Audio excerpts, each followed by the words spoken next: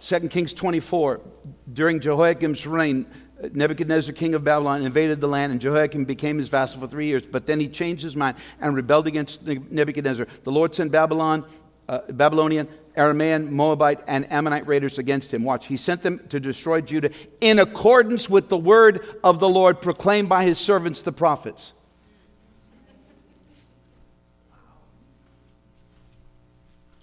In accordance with the word of the Lord proclaimed by the prophets. In accordance with the word of the Lord, in accordance with the word of the Lord proclaimed by his servants, the prophets. Everybody say in accordance with. Watch. That phrase means joined together. So what happens is joined to what is said. There is no occurrence without a declaration. In accordance with the word, with the message of the Lord, proclaimed, spoken,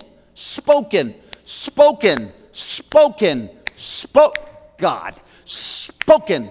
Why do you think it's important for me to stand up here and open my mouth and decree and declare what he said? Because it's always a spoken word. A prophetic word is always a spoken word. In accordance with the word of the Lord spoken by the prophets. His servants, the prophets. His servants. Do you know that word servants has nothing to do with the idea of slavery? That word servants there means official messengers. They serve in a specific capacity with a specific authority. It's not just anybody. Servants, the prophets. The word prophets there means his own prophets. Not anybody's prophet, his. To be a servant, listen, is to be subject to someone who's over you, for whom you perform a function. Prophets were required to serve the Lord. How? By proclaiming what the Lord told them. I'm going to teach you. I'm teaching you.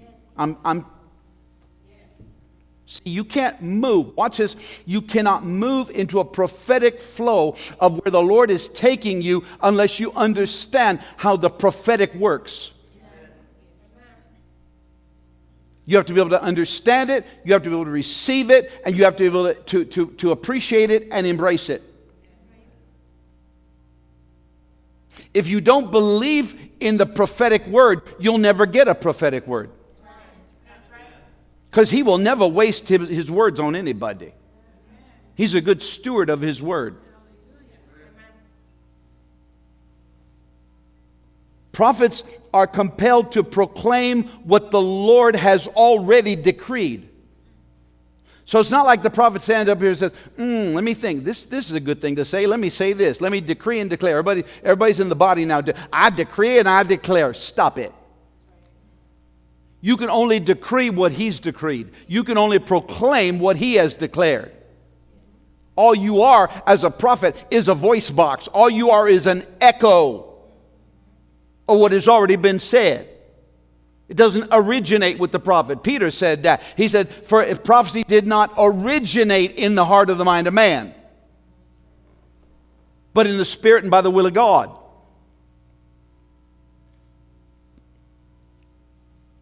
The word of the Lord is a promise. Everybody say that with me. The word of the Lord is a promise. So the word of the Lord is a promise that is given, listen, based on divine authority. It is unmistakable. It is not an assumption based on zeal. Well, I think the Lord is going to do this because that's what no, forget it. That's not going to happen.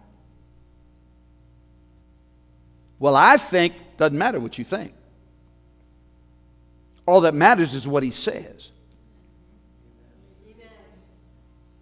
So the prophetic word is not an assumption based on zeal, nor is it a prediction based on the observation of conditions. Well, let's see. Looks like it's going to rain tomorrow. It's going to rain tomorrow. No, that's a prediction based on conditions. Prophetic word looks at what it doesn't see and then speaks what is. A prophetic word looks at what doesn't exist and then speaks it into existence. That's why you got to be in a prophetic house in order to receive what he has for you, because you'll never receive it from men. You'll never receive it by natural means.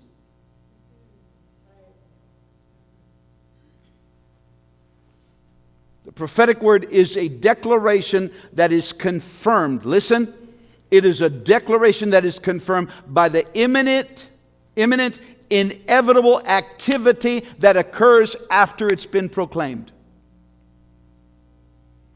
In other words, if the Lord says something to somebody, you can be guaranteed that it is going to happen.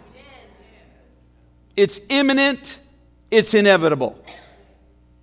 It's waiting to happen, and there's nothing that can stop it from happening.